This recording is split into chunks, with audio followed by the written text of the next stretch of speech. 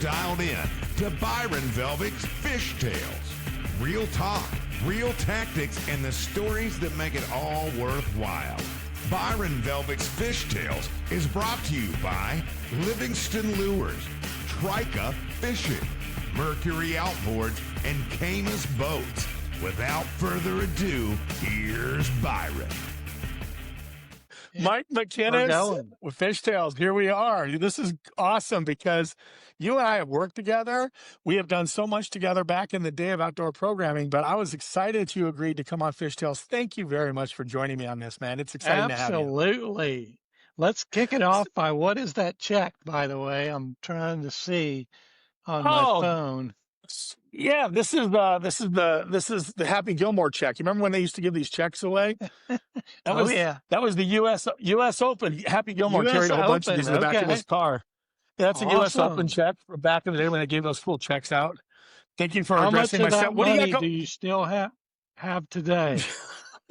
I gave it all to Bassmaster, Mike.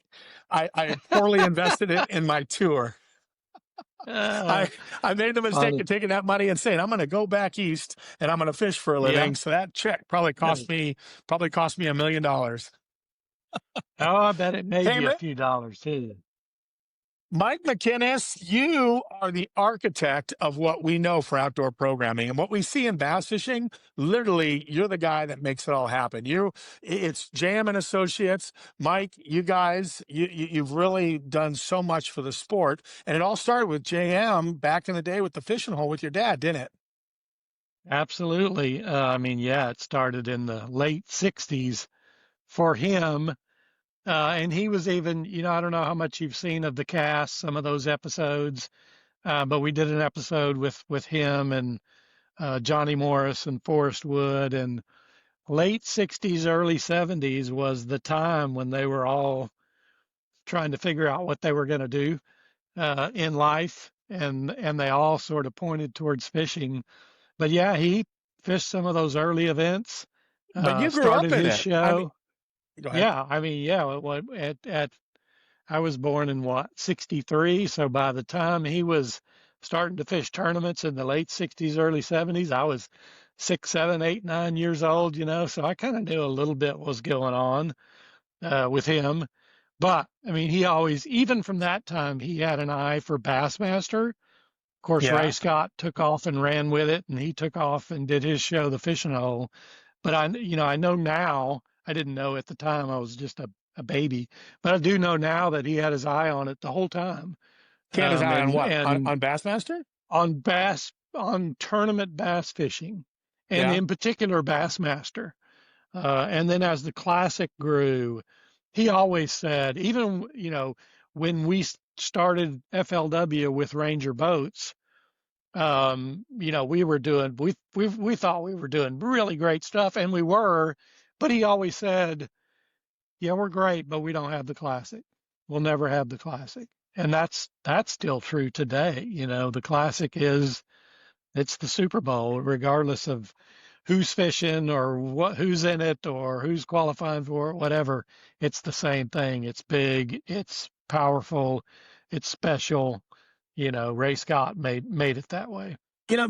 So you literally, all you've known your whole life is outdoor programming and fishing. Did you ever fish tournaments yourself? And interestingly enough, what I know about you versus your dad, I knew your dad very well before he passed and all. And he was always wanting to be more in front of the camera, but it seems like you've always been behind the camera. Thank you for coming on the podcast, but you haven't wanted to host TV shows, have you? You didn't want to be in front of any of this, did you? No, look at this mug and listen to this voice. It's not a TV face and voice. It's not very good. Look at this mug. You're being so modest.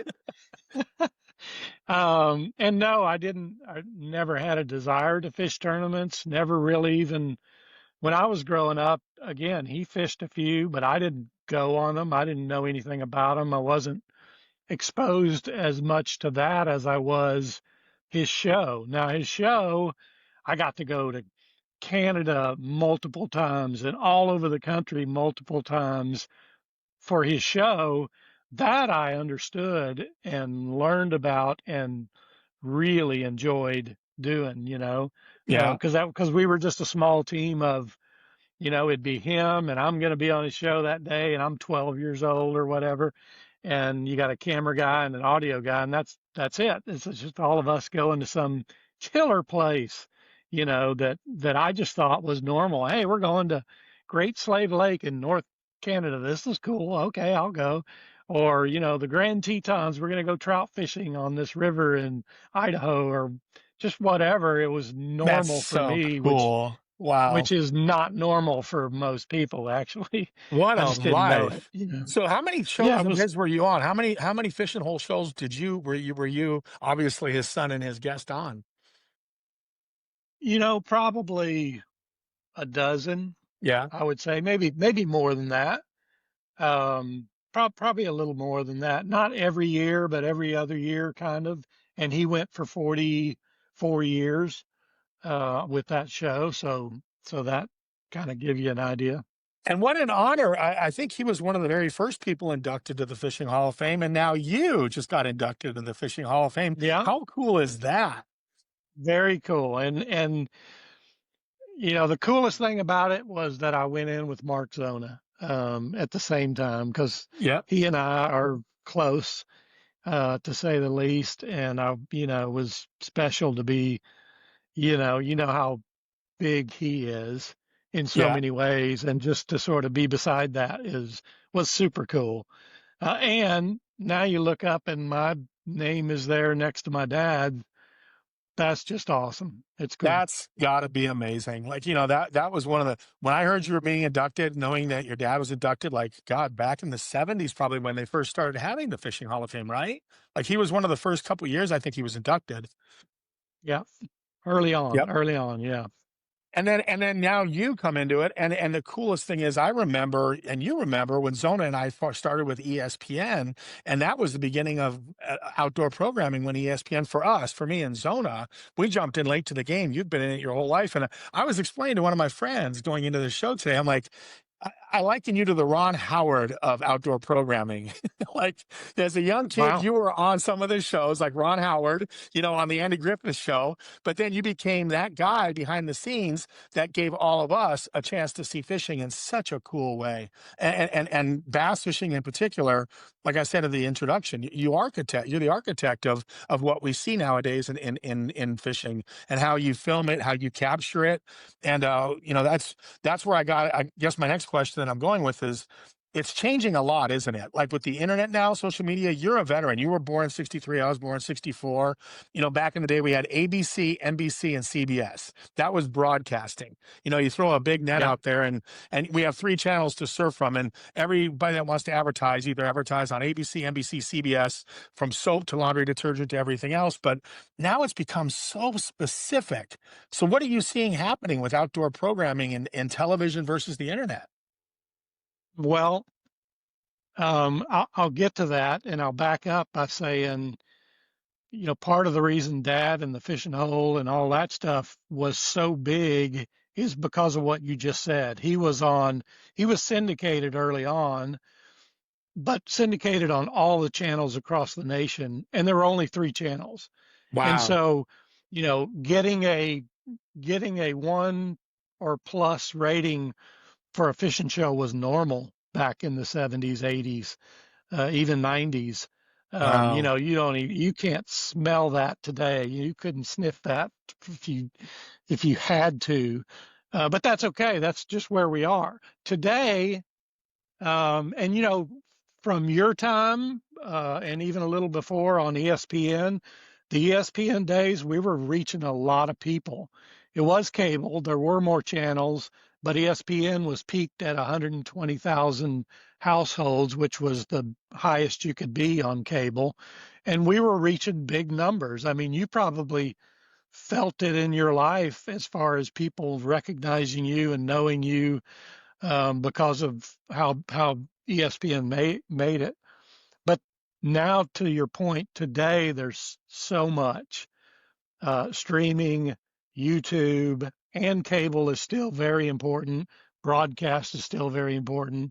The thing that Bass that we have and that Bass has now is, we are a live event. We're a Yeah, live that's true. sport now, Right. and Yeah. live sports,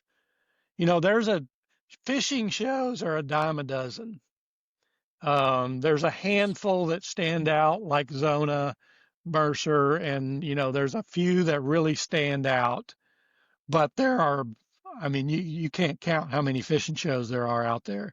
But there are not live tournament fishing we're on broadcast, we're on cable, we're streaming on Roku, we're on YouTube, we're on Bassmaster.com, we're on all these channels, and that is the thing that will never stop.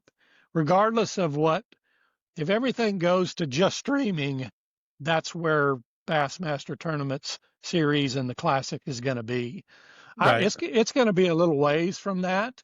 I mean, Yeah. still today, Fox broadcast is our biggest reach. When we're on there for the Classic or for an Elite, we're reaching the most people through Fox broadcast.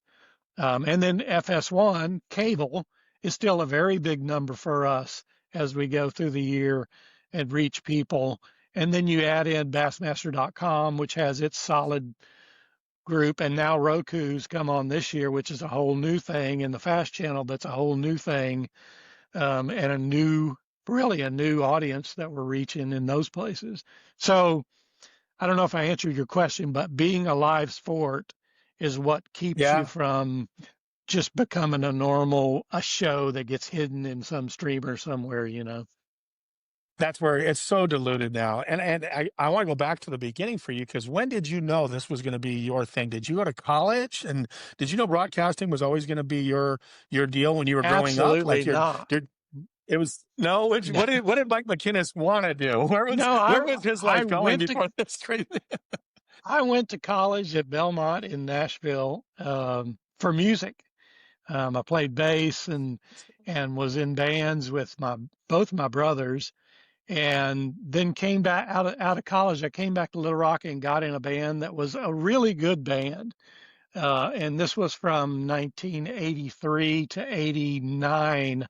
We had a 5 or 6 year period where we toured primarily the Southeast, but mostly around the country.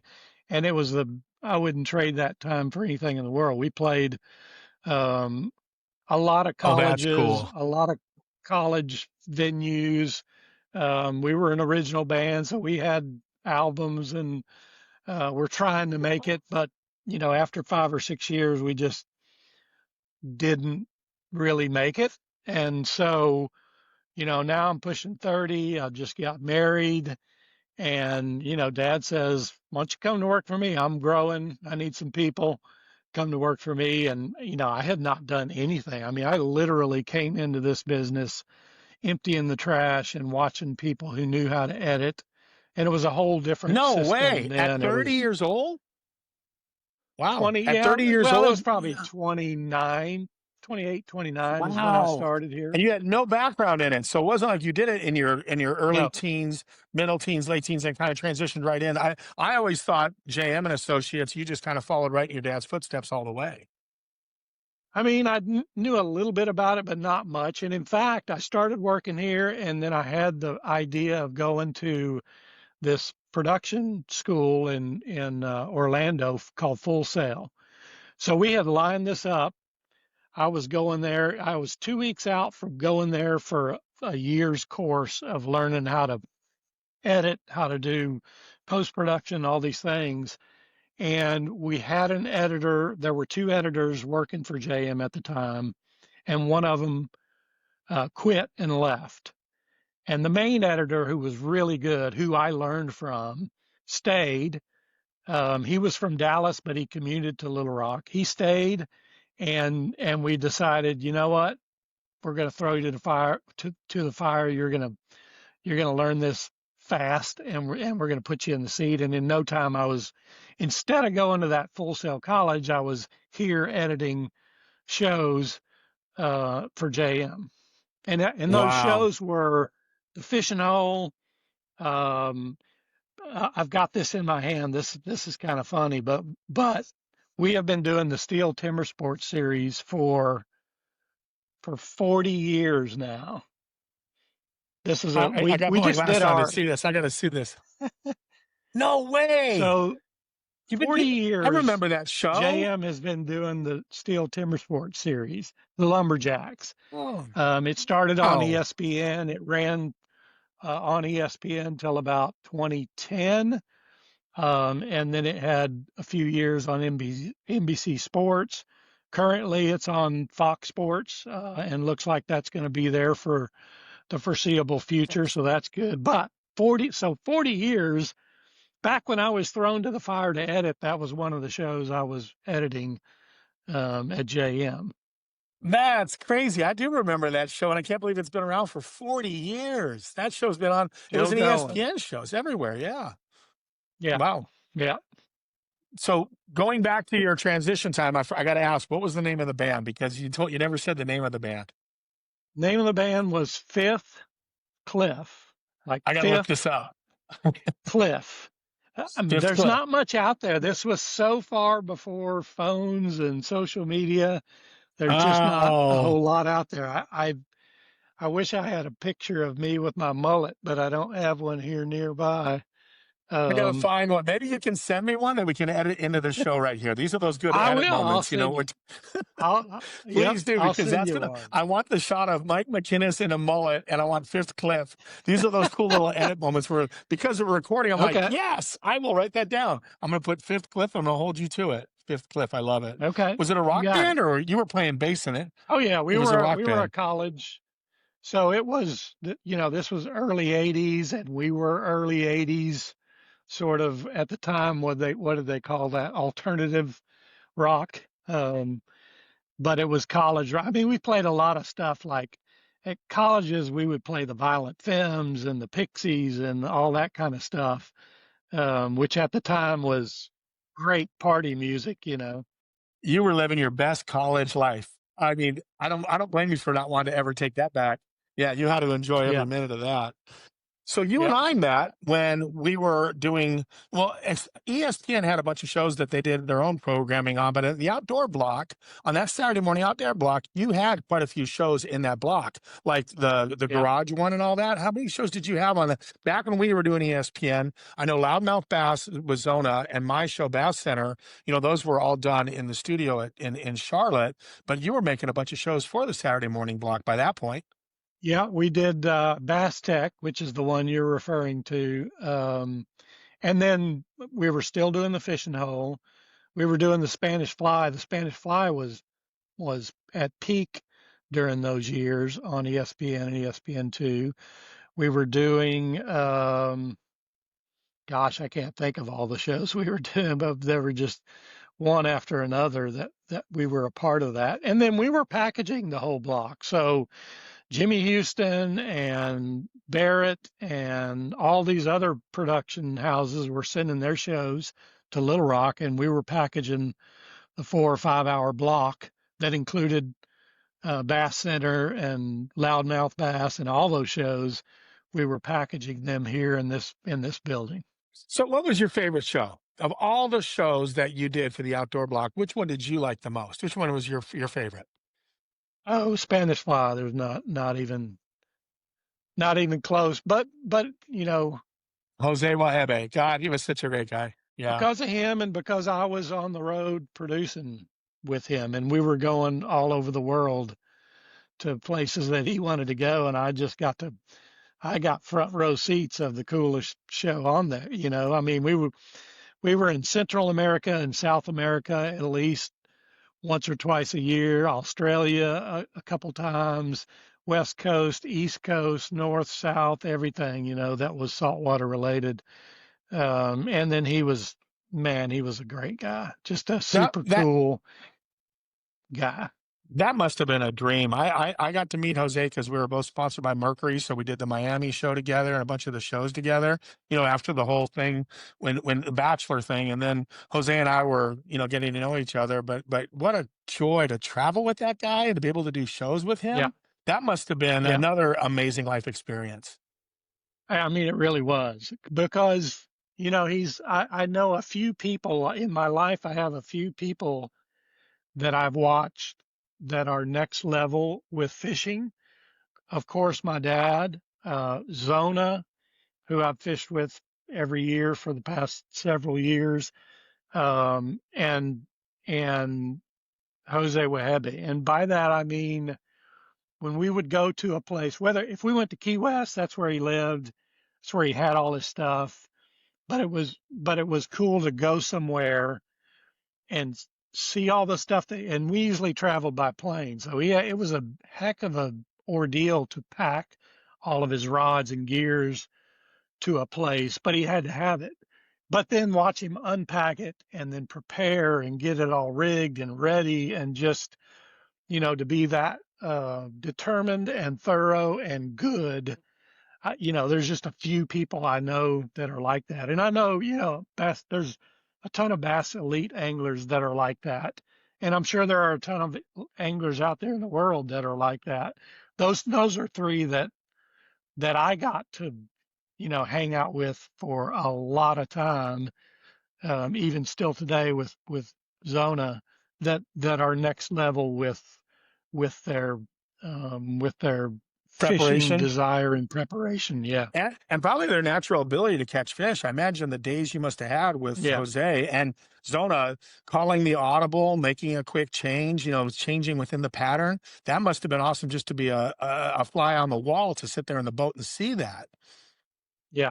100%. And even today, like I go fishing with Zona in Michigan every year, and it's two things. One is he's like a cat on a hot tin roof because he's got 40 lakes within a 30-mile radius, and you don't know which one you're going to till 5 minutes before you leave the parking lot in the morning, because he's looking at the weather, he's wondering what this is, what the water temperature is, and he's got a few people out there checking for him too, and then boom, we're off and running, we're going here, this is what we're going to do. And I just love that. It's fun to be that loose and not just locked into what you have to do.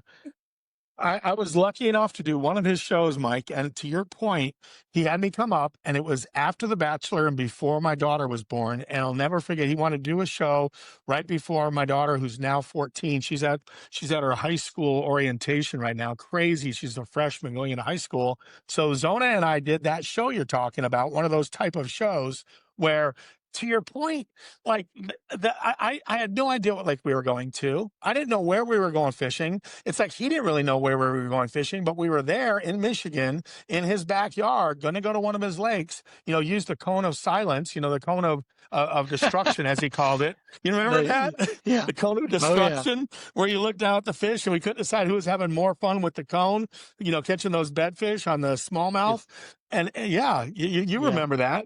The cone of injustice. And I what took it my was. daughter for the first time this year. I brought my daughter up there, and that's exactly what we did. And it was, of course, it was a blast. So for people watching it, the cone of injustice is one of those cones that they originally had that you can go look for abalone in the ocean. It was made for the saltwater guys to go look for stuff, is what Zona was telling me. And the smallmouth fishermen figured out that it looks like a construction cone. Sometimes it's orange and it really looks like a construction cone, but you put it in the water, it gets rid of the glare. And then you're either the guy watching it or you're the guy catching it, but it's more fun to watch it than it is to catch them, because you're sitting there with that cone of injustice. I forgot that's exactly what he called it. What a great tool. What a great show. What a great visual, Yeah.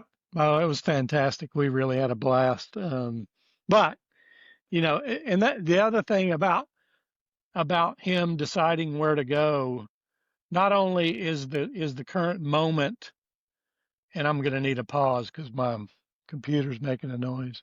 Not only is the moment, the weather, all that, but then the seasons. Every portion of each month, he knows where to be at the right time, and so on. So do you still it's go pretty out on amazing to shoots? spend a minute with him. You still get out there? You Not still on go Zona on shoots. I do not. Yeah. Do you go with anybody's shoots Not anymore? on Zona shoots. I go to a few elite events, but mostly we're producing out of here. So we don't travel nearly as much as we used to.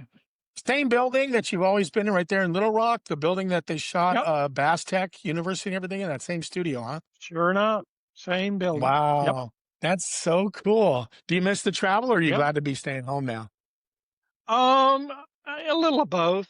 I miss it too. Like I do miss the travel. I can't travel anymore either, but it was great to be going when we were doing Guide's Eyes, you know, and that was a cool show that we did on Outdoor Channel together, but to travel as much as we did, it was really neat. Yeah. That Guide's Eyes makes me think about Tim Schick, who is not with us anymore. Who was a tremendous producer here at JM, did a ton of stuff on everything. He produced a lot of Spanish Fly, produced your show, produced all kinds of stuff. But Guide's Eyes was a fun project there for a minute. Didn't last as long as we all wanted it to, but there were so many things going on for both for you and for us.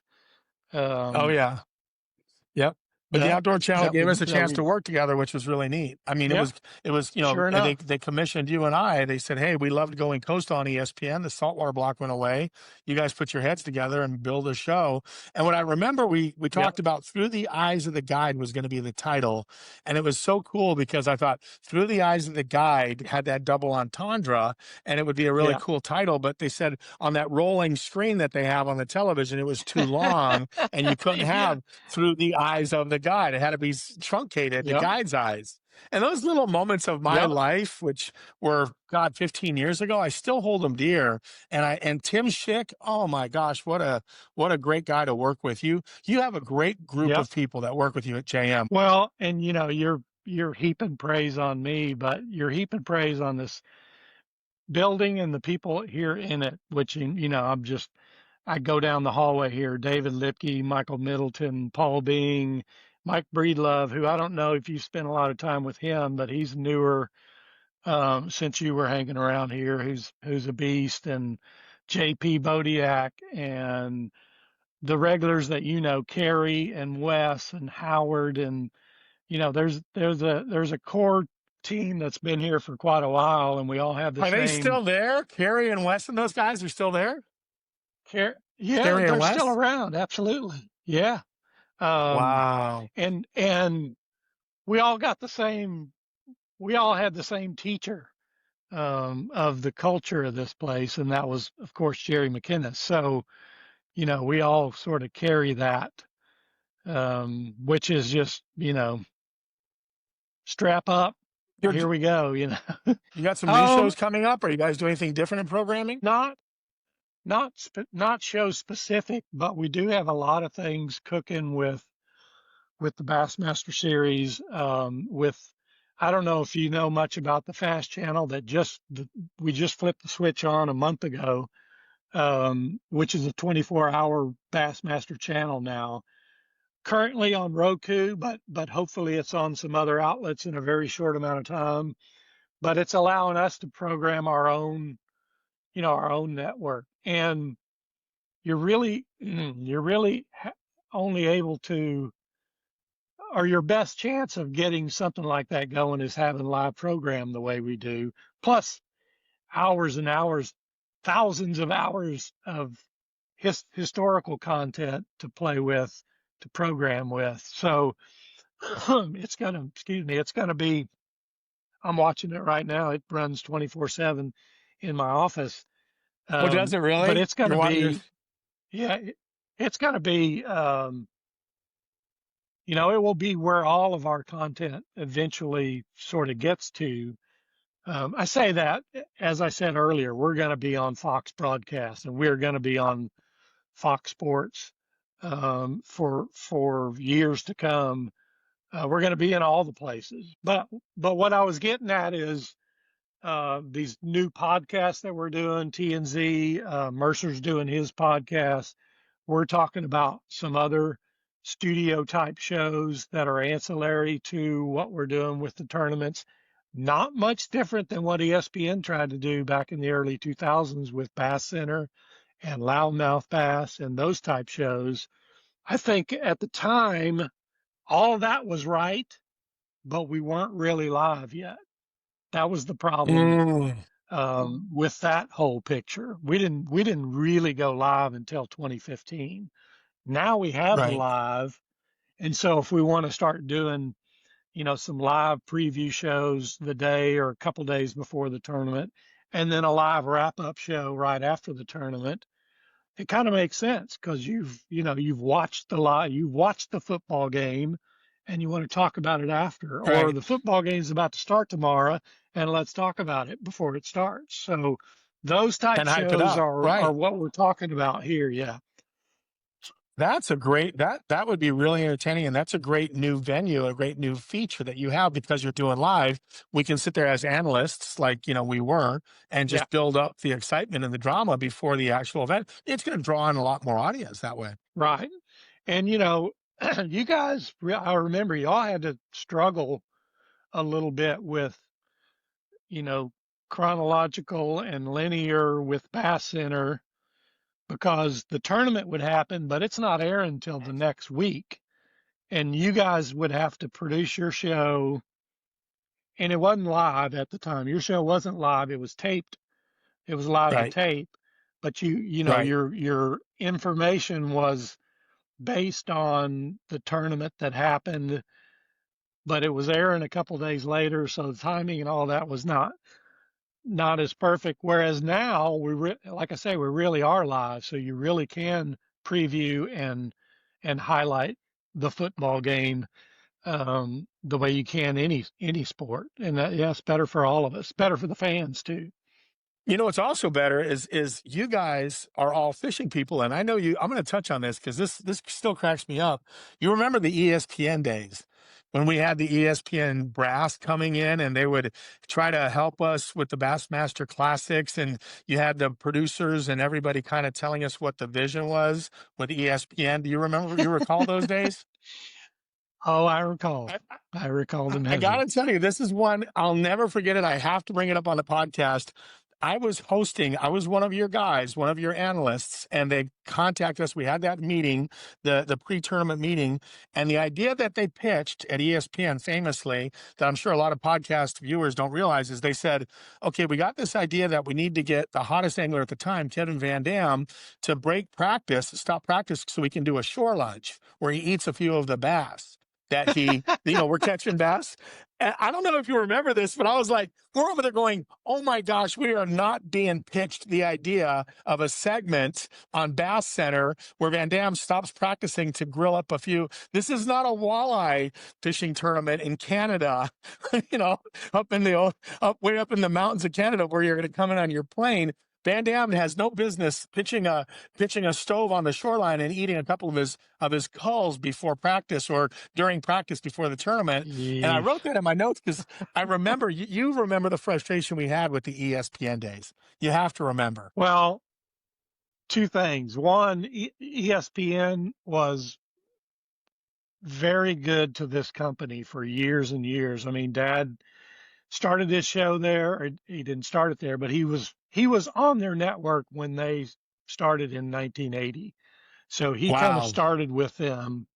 And Wow. then he was instrumental. He and another guy at ESPN, Bill Fitz, started ESPN Outdoors in 1989, which was the I didn't Saturday know that. morning block. Yeah, that I've I still didn't know got that. the Your dad pitch. started ESPN Outdoors? Yeah, so I've still got the notebook that he took to ESPN and said, here's the plan. We're going to take my show, because at the time his show and Jimmy Houston and all these, there were like 3 or 4 shows, fishing shows on ESPN, but they were all over the place. They were, just sporadically placed at different times during the week. And he had the idea, we're going to get all these shows. We're going to bring them and I'll put them all on Saturday morning.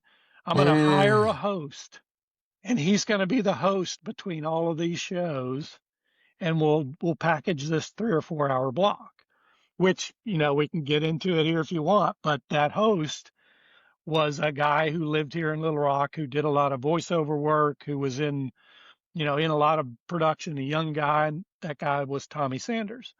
And he hired No him to be way. the host of ESPN Outdoors. Yeah, and so that's where Tommy started as part No of way. How JM. old was Tommy? I didn't Oh, mention wow. him earlier, but he is the biggest piece of this building Sure. amongst all of us. Yeah. Sure. So ESPN, very special to us. Now then, let's cut a line to when ESPN bought Bass. Okay. And at that very moment, we were producing FLW on ESPN. So we were 5 years into the FLW tour, Oh, and they notified us that they had bought Bass, and we were destroyed because we were trying to build FLW, and ESPN was our media partner, and everything was going great. And then they call and they say, we've just bought Bass. oh my So it gosh. kind of undercut, Irwin Jacobs was the lead at FLW, and it kind of undercut Irwin. We thought it undercut us, but what they did was they said, we're buying Bass and we want you guys to produce it. Hmm. So, Dad's idea was, okay, great, we're going to produce both of them. Mhm. And if Irwin had a gone for that, who knows what would have happened. Dad's idea was to get FLW and Bass together and start an AFC NFC, very similar to NFL. That was his idea. Mhm. But that would take ESPN, which probably would have been on board, and Irwin Jacobs coming to the table, and Irwin wouldn't do it. He just wouldn't have it. Was that 2000? So What he year was left. that? Yeah, what year was that? That was 2000. That was Yeah. 2000. And in 2001 was the very last year we worked with FLW, and the very first year we worked with Bass, owned by ESPN. And so we did all the FLW events, all of the Bass top 150s at the time, and a couple of opens. We did way more than we could handle. I don't know how we did it all. But then that was the last year that Irwin said, I'm taking FLW and we're going away. And they went to another network, and we carried on with ESPN. So, all right. So all that being Wow. said, now then ESPN comes in, and as great as they are, as great of what they really did do for the Bassmaster series, particularly for the anglers during that 2001 to 2010, they put them in front of more. You were a part of Yep. that. They Yep. they put them in front of more eyeballs than they've ever had before. Right. At the same time, they're coming into meetings and they're saying, "What if we go to the bank and have them eat their bass for lunch for a shore lunch?" Right. So they knew how to promote a sport. They didn't know anything about the sport. Right. Nothing against them. They just didn't know. And they're a huge company. They're corporate. They do things that way. And Bass is not that. Bass is relationship, and it's just a smaller, excuse me, thing than what they could handle. Particularly the sales. They did pretty good on sales, but they didn't do enough. And it's not a knock on them. It's that it's harder to sell a smaller thing like that than they're used to. They can walk into to big companies and going, all right, we got Monday Night Football, we got MLB 3 games a night, we got hockey. At the time they had all different kinds of things. And then there's this little tiny thing over here that's Bass on a Saturday morning. Well, big companies go, yeah, I want NFL and I want this. And so it was harder. It's harder for them to get Bass up to that point, or to bring big companies into that, was a hard thing for them to do, which is ultimately why it didn't work for them. What they Wow. did know how to do was put a lot of money into production, Yeah. and do big things with it, which Right. they did, but it wasn't supported with revenue. That's just how it worked. You said something interesting, and you literally just gave me some information that I never really had before when this all went down. But After I did The Bachelor and ESPN, this was because Bass Center and Loudmouth Bass, I think 2005 was, you think the year that we came out was, if I'm not mistaken, it was 2005 or 2006. I was fishing FLW, Mike, and I tried to convince Erwin Jacobs directly that I was being offered a job to do Bass Center on ESPN. And he said, no, I don't want you doing Bass Center on ESPN. If you take that job, if you do Bass Center, you're fired from everything. I go, what do you mean everything? He goes, everything. At the time I was with Ranger Boats. I was fishing FLW. They had just got me an M&M's title sponsor, with the boat, the truck, the whole Erwin Jacobs sponsorship thing. And he had I tried to convince Erwin. I go, Erwin, if I'm at one of your tournaments and it's a Saturday morning, they'll come and they'll do if I make the cut, they'll do a remote with me and I don't have to go to Charlotte, North Carolina for the show for Bass Center. They'll come to me. He goes, I don't want ESPN anywhere near my tournaments. And you just gave me the answer as to why he had such a bone against it. He's like, you have a choice, son. You either take that job with ESPN and lose everything. And he did. He fired me from everything. He fired me from Ranger, from FLW. Suddenly I was persona non grata with Erwin Jacobs directly because I took the job at Bass Center. That's just how he was. I mean, it was the same thing for JM. He was like, ESPN bought Bass. So you guys are with us and we're going somewhere else or you're out. And we said we can't leave ESPN. We had so much at stake there with ESPN and ESPN Outdoors and all the shows we were doing. It was not even it was an easy choice that he handed us. We had to stay with ESPN.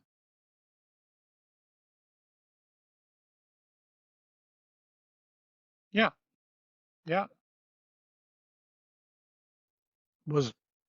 And they left and then they kind of floundered with some networks. They went to a network called PAX for a year or two, and then they got on, I don't remember where they got, but they did not do well. And had they stayed, I think something like that would have happened. Yeah, it would have been amazing. I really do. But again, and all that, imagine how things would have changed, from what they are today, had that happened, who knows? That would have been a dominant way to keep the sport. It would have been amazing. And I was upset because I told Erwin Jacobs myself, I said, I don't have a broadcasting contract with you guys. I'm just a fisherman fishing professionally on both the Bassmaster tour and at the time the FLW tour, wearing both hats, fishing both tours, but I want to be able to still fish FLW and run your boat. And I don't have any broadcasting relationship with FLW whatsoever, but it was ESPN that was giving me that chance. And the funny thing to your point was ESPN put us in Bass Center with the suits on, da-da-da. You remember? And we were behind the studio and we had our suits on. Yeah. That was not resonating with the fishermen. We were too dressed up. They finally made us change our wardrobe because wearing a suit and tie and being me and John Kernan, you remember that? And it's like, that ESPN, they put a lot of money into figuring out what the fishermen wanted. And it was cool that they had focus groups, real full-blown focus groups that were giving them feedback on how to make, our little world, our bubble of your and my outdoor programming and fishing relevant to other fishermen, to digestible to the average bass person. Another point on that, we wanted to do Bassmaster here in our studio, and Bass Center or Bassmaster? One, Bass Center. We wanted to do Loudmouth and Bass Center here in our studio. Yeah, but they had the ESPNU studios there in Charlotte, right? And I think they needed to use the studios and some of the people there, which is why we didn't win that business. But I think if they had come here, number one, we would not have had you in suits. We would have had you, a little more presentable to our fans. And again, maybe it would have worked for a little bit longer. But I got to tell you, nothing against any of the folks in Charlotte or any of that, but we wanted it here, and we didn't win out on that deal. I had no idea what was going on. This is a babe in the woods. This is a guy that comes off a crazy reality show and ends up in Charlotte.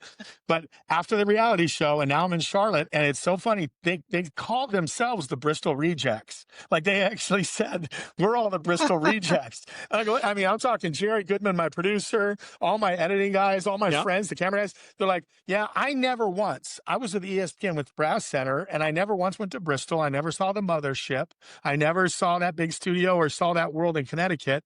I was part. He goes, oh, we're just all that, and we would go out and drink after the show and all that, and go to the bars and be like, yeah, just the Bristol, Connecticut rejects. All of us down here are banished to the banished to purgatory. You know, where you kind of live doing College U and Bass Center and Loudmouth Bass, and that's where Zona and I, as you know.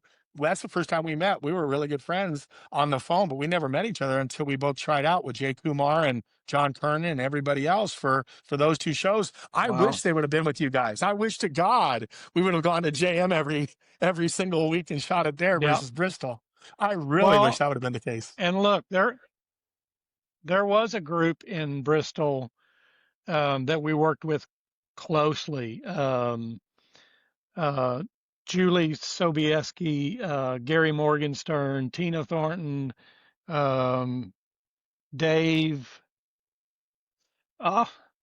His name escapes me, but there was a group there that, and of course Bill Fitz, that that did trust us a lot and gave us a lot of leeway to do what we wanted on ESPN Outdoors and covering the tournaments and so on. But there were also some of those outside producers that came in, and we had asked us to one cook that fish on the came shoreline. in. Go ahead. I want to hear it. Well, no, this one wanted to put Tommy Sanders in a turtleneck. No more, no more loose sort of outdoorsy wardrobe. Tommy was going to turtleneck and a button down vest and stuff like that. And it's just like, really, for a Saturday morning outdoor Fishing host show. That's what Oh I'm my do. But gosh. yeah, those were some crazy times, and they were fun times. You helped us out with this, so you already know I can't surprise you with it. Because you gave us the footage, which is about to play, and it's awesome. It's the Jim Bitter, and it's the great clip, and you're going to see it with the music. Wah, wah, wah, and I'm blowing it because it's about to happen. The memory still haunts him. He lost by 2 ounces. Mike McKinnis, the one that got away. What is the one for you? And it can be a fish, it can be a relationship, it can be a contract. I've had some really cool answers, including, I'll tell you what Mercer's is after we're done. But what was the one that got away from Mike McKinnis? Man, I mean, it's the first thing that comes to my mind, and so it must be. It's Jose Webe. Oh yeah, yeah. What we were doing there, and what we were getting ready to do, and what he was. We were just, he passed away in 2012. And so streaming and drone and underwater photography, the ability to do the way you can do those things now with the way he wanted to do them in 2012, we hadn't even started with his show. Wow. And so that one got away. That one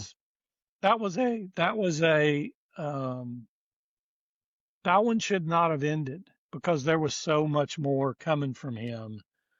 And I know how he would work. I know how he would work for the shot, the drone, the whatever. And by the way, we're all seeing it now. Everybody gets to see it. Peter Millard has a terrific show, and he's getting the stuff. He's getting all of it he gets it the best of anybody that I know now. But we missed Jose doing that too. And you know how Jose was. He was also talking to you while he was showing you these things, and he had a special way of doing that, like nobody else. That's a good one. So that one got away. That's a good one. I would say that one got away. Not to be sad, but actually it's pretty happy to celebrate his greatness. So There you go. His greatness was something else. That's a fantastic one. And to your point, I can't imagine what he would have been doing now with drones and everything else. I remember I was envious of just his social media presence before I knew what social media was. Like he was at the forefront of being, Yeah. Facebook likes Yeah. and Facebook friends. I think back then you just qualified it for how many friends you had on Facebook or whatever it was in the primitive early days of social media. Jose was on it. Like he was a juggernaut in social media when most of us didn't even know what it was. Well, the other segment, which I don't know if you have a good one or not, we have yet to find a good clip for it because we have gone through everything. But you are a fisherman, just like I'm a fisherman. We got a little bit of time left for the show. So the best worst hook story you have, whether you snagged your dad or your dad snagged you, or maybe Jose put a hook in your side of your head in reference to Jose. Maybe you I saw don't have Jose. footage. No. We don't need footage of it. I just No, want to it's hear it from the actually, it man. was me. No, okay. I have two of them. I have two of them. One of them was on a trip with my dad. I was probably 15. And we were doing it. We were shooting a show in San Francisco under the bridge there for striped bass.